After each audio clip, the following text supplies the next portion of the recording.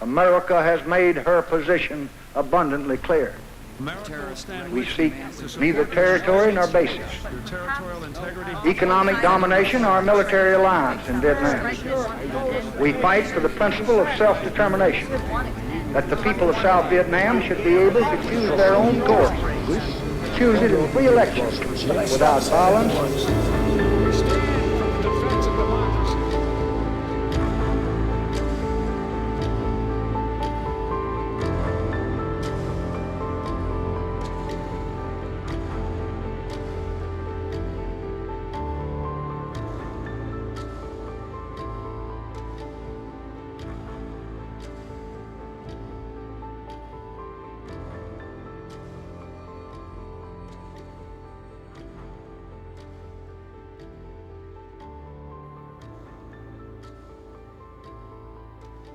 Чи знали ви, що США стали імперією не через демократію, а через шантаж, порушення домовленостей, анексії, брехню та пропаганду? Це історія про те, як Америка обдурила світ, спровокувала війну і захопила західну півкулю, пройшовшись по кісткам принцес та звичайних людей.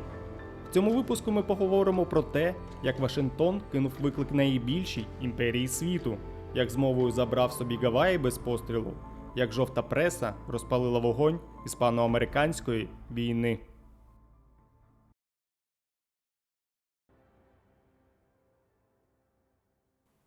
1893 рік став для США роком великого обвалу. Банки закривалися один за одним, залізниці банкрутували, підприємства зупинялися і мільйони людей залишилися без роботи.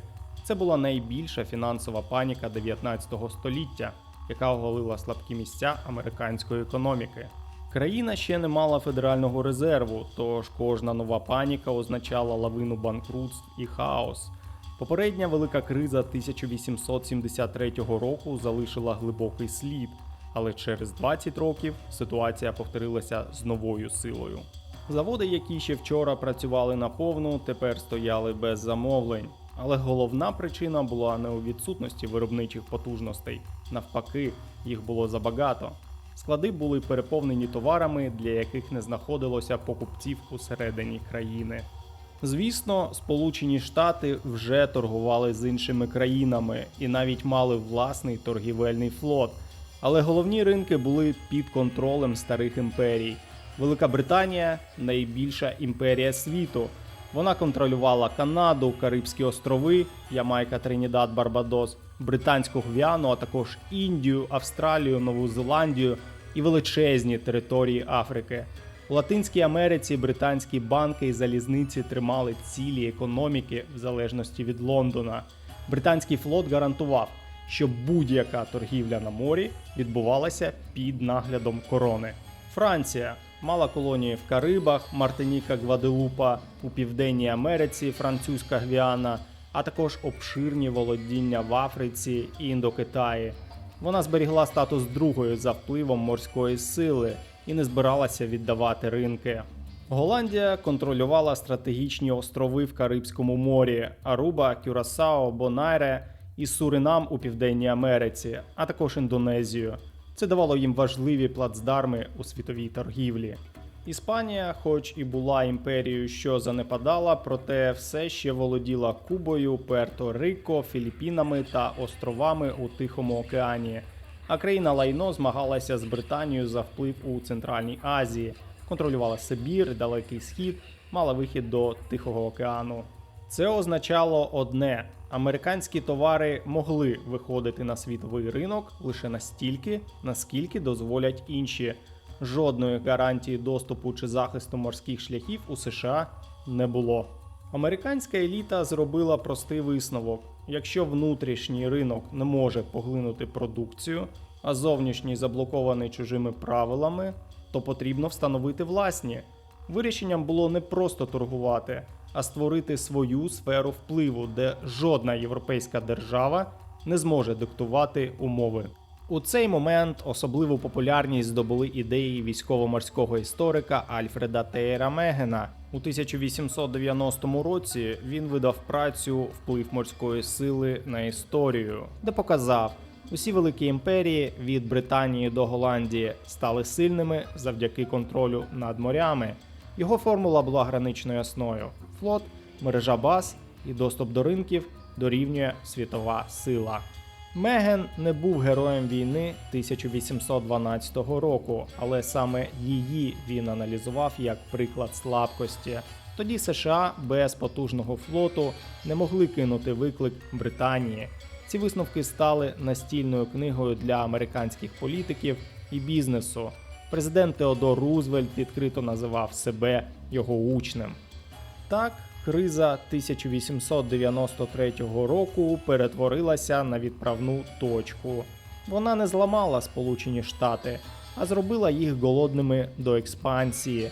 Саме тоді Америка почала дивитися на Кариби і Тихий океан не як на далекі землі, а як на простір для власного виживання і майбутнього піднесення.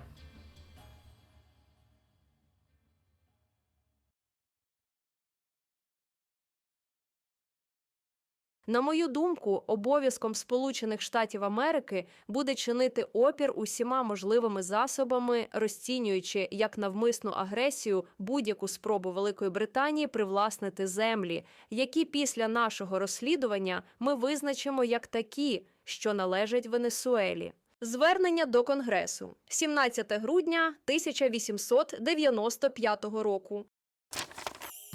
Після кризи 1893-го Сполучені Штати почали шукати спосіб утвердити свій новий курс, і першим суперником стала найбільша імперія світу – Велика Британія. У 1895 році спалахнула суперечка між Венесуелою та Британською Гвіаною щодо кордонів. Формально це був локальний конфлікт у джунглях Південної Америки. Але за ним ховалося золото. Британці активно розширювали свої володіння у Венесуелі саме в районах, де знаходили нові родовища. Фактично, Лондон намагався перекроїти карту, забираючи чужі ресурси під свій контроль. І для США це виглядало як загроза. Британія рухалася ближче до їхніх кордонів і посилювала присутність у західній півкулі. Держсекретар Річард Олні звернувся до Лондона з ультимативним посланням.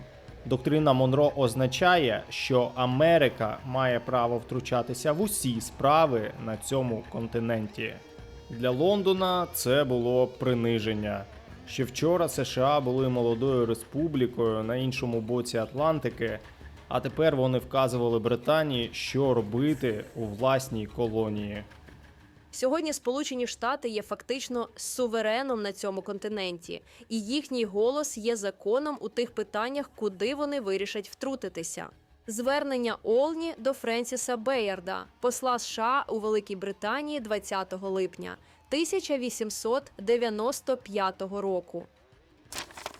Але Британія не наважилася йти на війну. Чому? По-перше, Лондон був упевнений, що міжнародний арбітраж вирішить суперечку на його користь. Британці добре підготували юридичну базу і контролювали більшість території на практиці. По-друге, головна причина – Європа. У цей час на горизонті з'являлася нова загроза – Німеччина. Її флот стрімко зростав, а кайзер Вільгельм II відкрито говорив про колоніальні амбіції, і Британія боялася прямого зіткнення в Європі. Відкривати ще один фронт десь у Латинській Америці означало розпорошувати сили. Тому Лондон пішов на поступки і погодився на арбітраж у Парижі. Сам арбітраж виніс рішення на користь Британії, але головне сталося ще до цього. Сполучені Штати вперше нав'язали Великій Британії власні правила гри. Світ побачив, що Західна півкуля більше не є виключною зоною впливу європейців. Це був момент символічної перемоги. Америка кинула виклик найсильнішій імперії світу і виграла без пострілу. Для Америки це була перша демонстрація сили. Вона могла диктувати умови навіть старим господарям світу.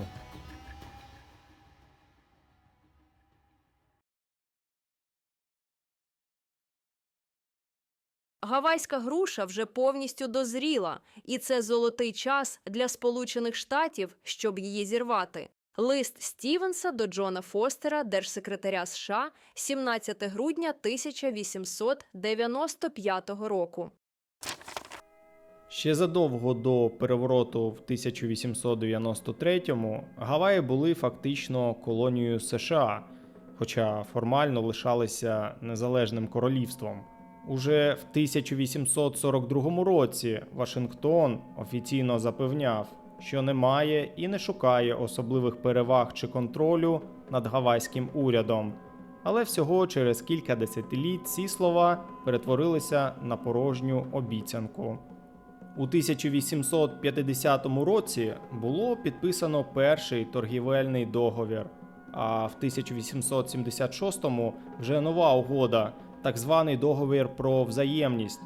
Формально він відкривав ринок США для гавайського цукру, але на практиці позбавляв Гаваї права домовлятися з іншими країнами. Жоден порт чи гавань не могли бути здані в оренду іноземцям, лише США. Американські політики вже тоді відверто визнавали, Гаваї належать жменці олігархів. Один сенатор прямо заявив у Конгресі, що від цієї угоди виграють лише 25 власників цукрових плантацій, і майже всі вони американці. А що ж сам гавайський уряд, запитаєте ви? Він намагався чинити опір. У 1877 році навіть ухвалив інструкції. Під гавайським прапором мають ходити лише судна у власності гавайців. Але це все виглядало радше як відчайдушна спроба врятувати символи незалежності, адже економіка, уряд і навіть суди вже були під контролем американців. Народний представницький орган, нещодавно обраний голосами корінних жителів, переважно складається з уродженців Сполучених Штатів. Так само і виконавча частина уряду, а також судова влада, принаймні у вищих судах. Щонайменше 3/4 бізнесу, що ведеться тут, припадає на американців, і вони вже володіють значною частиною нерухомості. Звітний лист Лютера Сіверенса до Даніела Вебстера, держсекретаря США 11 березня 1851 року. Після смерті короля Калакауа у 1891 році трон перейшов до його сестри Ліліокалані, останньої королеви Гаваїв. Його племінниця принцеса Кейлуані в той час перебувала в Лондоні, де здобувала освіту і готувалася до ролі спадкоємиці. Ліліоукалані з перших днів правління вирішила змінити баланс сил. Вона готувала нову конституцію, яка мала зменшити вплив іноземних бізнесменів і повернути владу корінним гавайцям. Саме цього найбільше боялися американські плантатори та їхні союзники. Їхні привілеї опинялися під загрозою. 14 січня 1893 року під тиском власного кабінету королева тимчасово відкликала план реформ. І саме цього вистачило, щоб опоненти побачили свій шанс. Того ж дня група іноземців зібралася і створила так званий Комітет безпеки. Формально вони прикривалися гаслами захисту життя і власності. Але в офіційних звітах США їхня справжня мета названа відверто – анексія Гаваїв до Сполучених Штатів. Проблема була в іншому. У комітета не було ні армії, ні зброї, тому вони вдалися до обману. Міністру США в Гонолулу вони подали записку, де заявляли, що життя і власність у небезпеці, і просили негайної допомоги. Насправді ж, місто було спокійним. Більше того, самі змовники після листа настільки запанікували, що благали відкласти висадку військ, бо були не готові. Але наказ уже було віддано. Висадка відбудеться. 16 січня 1893 року з крейсера USS Бостон у Гонолулу висадилися 160 морпіхів із гарматами, боєкомплектом і навіть польовим госпіталем. Вони зайняли позиції не біля майна американців, а прямо навпроти королівського палацу та урядових будівель. У звіті Конгресу пізніше буде сказано однозначно: Це був акт війни, здійснений без згоди законного уряду і без жодної реальної загрози для американців. Місто в той день жило звичайним життям. Люди гуляли вулицями, не було ані заворушень, ані бунтів. Єдиною справжньою загрозою для Гаваїв стали американські війська, які прибули захищати власні інтереси, а насправді забезпечили переворот. Я поступаюся перед переважаючою силою Сполучених Штатів Америки, повноважний міністр яких, його високоповажність Джон Л. Стівенс, домігся висадки військ Сполучених Штатів у Гонолулу і заявив, що підтримає тимчасовий уряд. Офіційне звернення Ліліуокалані до Самуеля Деймона, керівника тимчасового уряду Гаваїв, 17 січня 1893 року. Після тієї заяви це не була крапка. Ліліоукалані не здалася, надіслала офіційні протести до Вашингтона, а принцеса Кейлуані вирушила до США, виступала в пресі і благала президента Клівленда відновити законний лад.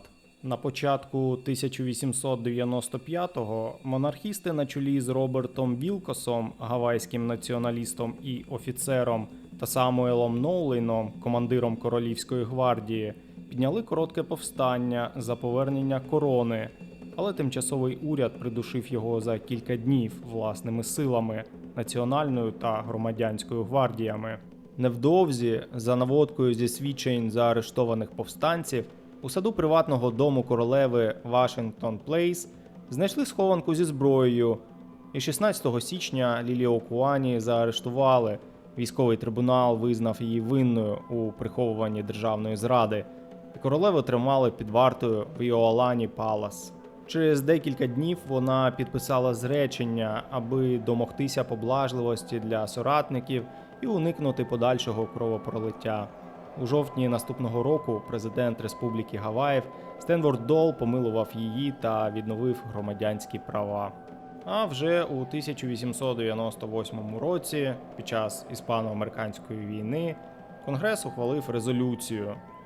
Уряд Республіки Гаваї належною формою висловив у спосіб, передбачений її Конституцією, свою згоду повністю та беззастережно передати Сполученим Штатам Америки всі права суверенітету будь-якого роду щодо і над Гавайськими островами та їхніми залежними територіями, а також передати і уступити Сполученим Штатам абсолютне право власності на всі державні, урядові або коронні землі, державні будівлі чи споруди, порти, гавані, військове спорядження та інше державне майно будь-якого виду і опису, що належить урядові Гавайських островів, разом із кожним правом і всіма приналежностями, що їм належать, то постановлено Сенатом і Палатою представників Сполучених Штатів Америки, зібраними в Конгресі, що зазначена поступка приймається, ратифікується і підтверджується. Рішення Сенату та Палати представників Сполучених Штатів Америки на засіданні Конгресу 7 липня 1898 року. Це був ключ до Тихого океану, майбутня військово-морська база, плацдарм для контролю над торгівельними шляхами. А вже наступного року загадкова смерть принцеси Кейлуані у віці 23 років підсилила чутки про брудну угоду. Офіційна версія – ревматична лихоманка, але для багатьох гавайців її смерть стала символом. Разом із принцесою померла і надія на незалежність.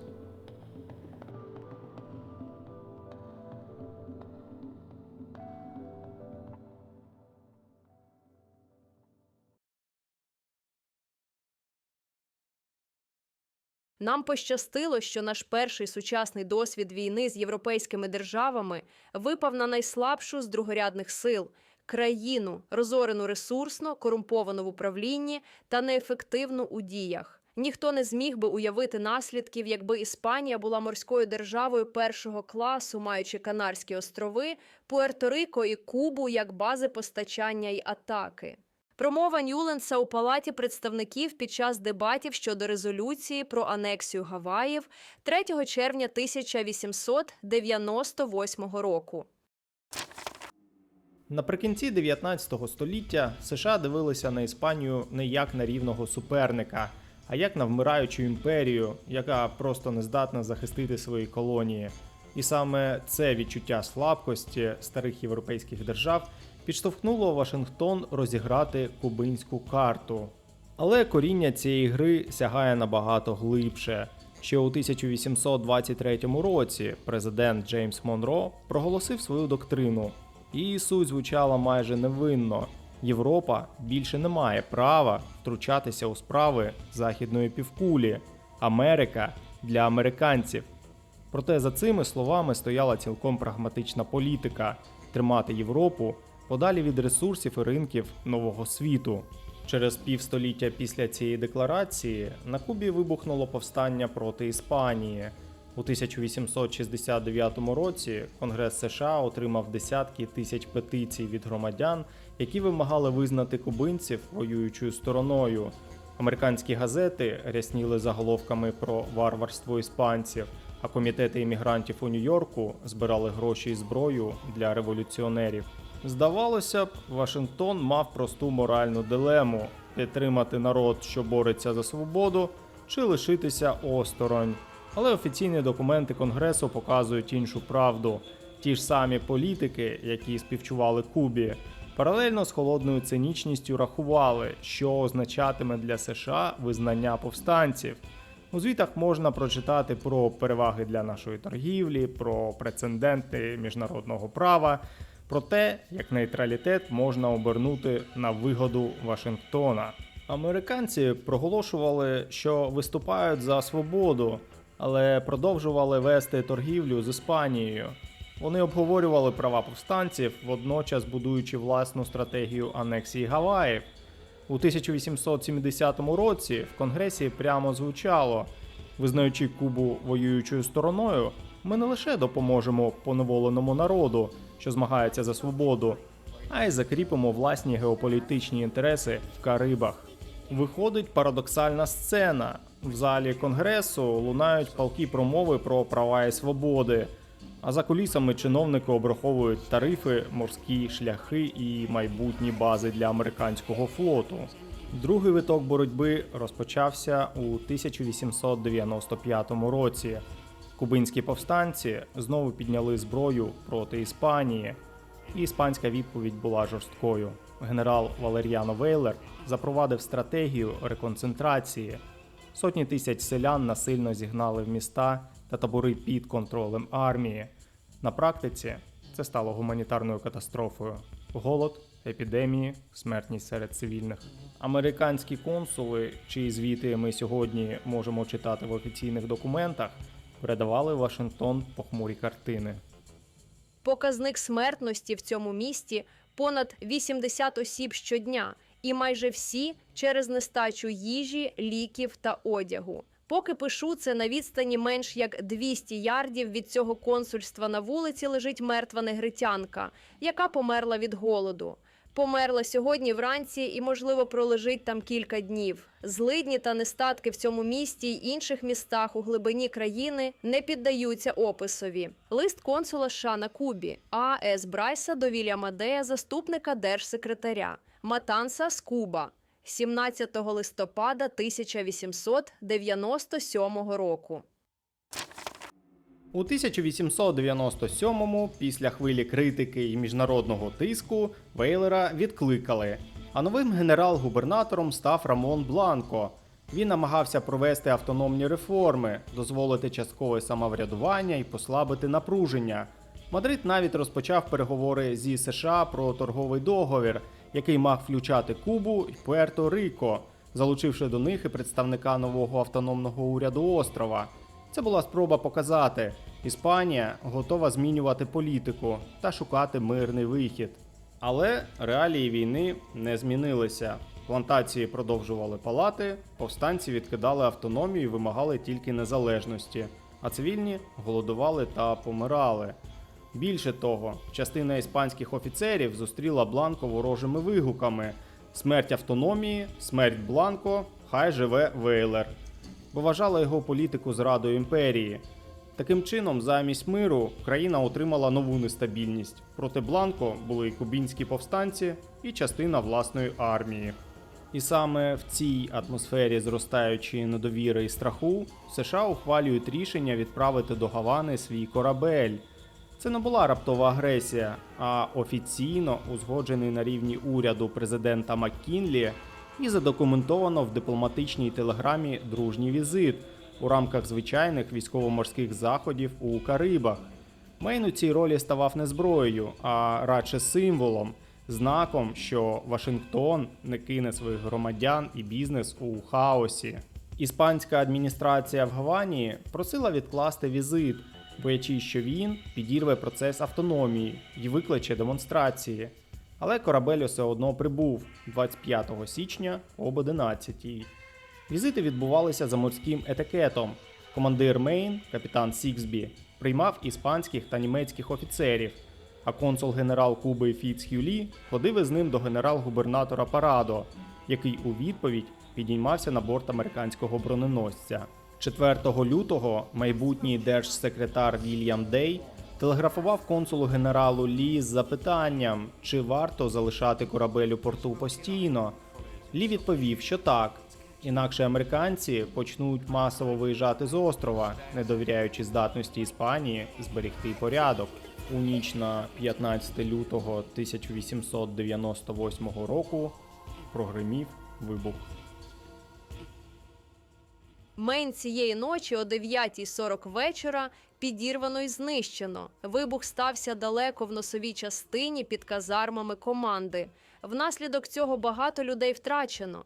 Вважається, що всі офіцери врятовані, але Дженкінс і Меріт досі відсутні. Причина вибуху ще має бути з'ясована. Капітан, генерал і офіцери іспанської армії та флоту надали всю можливу допомогу. Сіксбі і більшість його офіцерів перебувають на пароплаві World City of Washington. Інші – на іспанському військовому кораблі та в місті. Я зараз із Сіксбі, який уже відтелеграфував до військово-морського департаменту. Телеграма консул-генерала США на Кубі Фіцхюлі до Вільяма Дея, заступника держсекретаря. Гавана, Куба. 16 лютого 1898 року. Наступні дні після катастрофи були наповнені скорботою й обережністю. Іспанські чиновники брали участь у траурних процесіях, генерал-губернатор Рамон Бланко писав офіційні листи співчуття. Міста вивішували чорні прапори. Водночас обидві держави розпочали паралельні розслідування. США створили військово-морський суд під керівництвом капітана Семпсона, а Іспанія – власну комісію. 19 лютого іспанські офіційні особи запропонували провести спільне розслідування, але Вашингтон офіційно відхилив цю пропозицію. Вибух Мейн став тією іскрою, яка в умовах недовіри й тиску преси зробила війну практично неминучою. Американське розслідування тривало 23 дні з 19 лютого по 21 березня. Свідки від офіцерів і механіків до водолазів цивільної компанії Меріт & Чепмен давали присягу, а їхні показання перевірялися і уточнювалися при повторних викликах. Це була наймасштабніша військово-морська експертиза в історії США того часу. Сотні сторінок стенограм, креслення уламків, карти, фотографії, плани корпусу.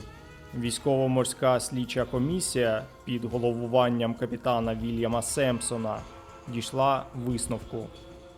Суд установив, що загибель Мейна за вказаних обставин жодною мірою не була наслідком провини чи недбалості будь-кого з офіцерів або членів екіпажу цього судна. На думку суду, Мейн був знищений вибухом підводної міни, який спричинив частковий вибух 2 або більше його носових погребів боєзапасу. Судові не вдалося здобути доказів, які б покладали відповідальність за знищення Мейна на якусь конкретну особу чи осіб. Вільям Семпсон, голова суду, Адольф Марікс, судовий слідчий, Кі-Вест, Флорида, 21 березня 1898 року. Водночас у матеріали було включено сенсаційні свідчення з Гавани. В одному з додатків фігурує донос про змову місцевих дайверів і торговців, які начебто отримали $6000 за підрив корабля. Жодних прямих доказів цієї змови знайдено не було, але сама поява таких документів ще сильніше підштовхнула американську громадську думку до версії про зовнішню диверсію. Таким чином, формальний висновок був чіткий. Американський екіпаж не винен, а Мейн загинула від підриву ззовні. Хто саме заклав вибухівку, комісія не встановила, але у Вашингтоні і в американській пресі ці висновки прочитали як прямий вирок Іспанії. Від цього моменту дипломатія почала танути мов крига. Спершу США через свого посла в Мадриді Вудфорда та Гавані Фіцхюлі посилили тиск на Іспанію. До речі, саме Лі, кубинські добровольці, бачили майбутнім губернатором острова. Далі президент Маккінлі звернувся до Конгресу з посланням про збройне втручання.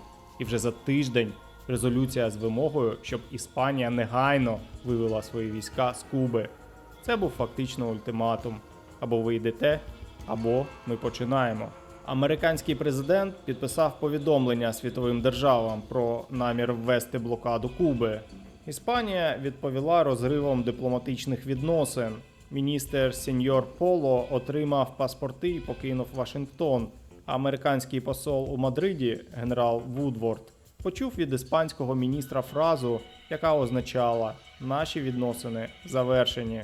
21 квітня, ще до офіційного голосування Конгресу, американський флот уже розпочав блокаду кубинських портів. За день по тому іспанська газета в Мадриді вивісила чорним по білому. Іспанія оголосила війну Сполученим Штатам. А Конгрес США офіційно підтвердив, стан війни існує з 21 квітня. Ця війна тривала всього 113 днів, від квітня до серпня. Вона увійшла в історію як блискавичний конфлікт, де вирішальною стала не армія, а сила флотів. Уже влітку стало ясно, іспанські ескадри знищені, їхня імперія втратила океани. А підписаний у Парижі мирний договір перевернув карту світу. Куба більше не іспанська, під тимчасовим контролем США. Пуерто-Рико і Гуам одразу стали американськими володіннями. Філіппіни передані за $20 мільйонів. Так, за одне літо США вперше стали заморською імперією.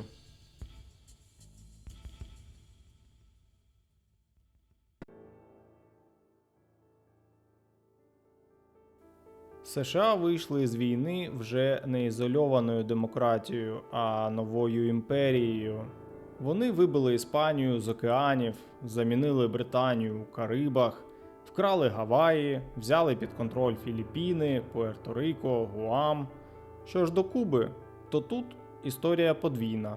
У 1898 році Конгрес ухвалив поправку Теллера. Америка не анексує Кубу і після війни передасть владу кубинцям. Це було зроблено для заспокоєння громадської думки, щоб війна не виглядала як колоніальна та загарбницька. Але вже у 1901-му ухвалили поправку Плата. Вашингтон залишає за собою право втручатися у справи Куби для збереження стабільності, контролює зовнішню політику і орендує базу в Гуантанамо. Формально Куба незалежна, фактично під американським протекторатом. Доктрина Монро «Не втручайтеся у західну півкулю» остаточно перетворилася на доктрину «Це наш двір і ми тут господарі». Тож, коли сьогодні ви чуєте про захист демократії, згадайте, що імперії народжуються зовсім не на ідеалах, а на брудних іграх, змовах і війнах.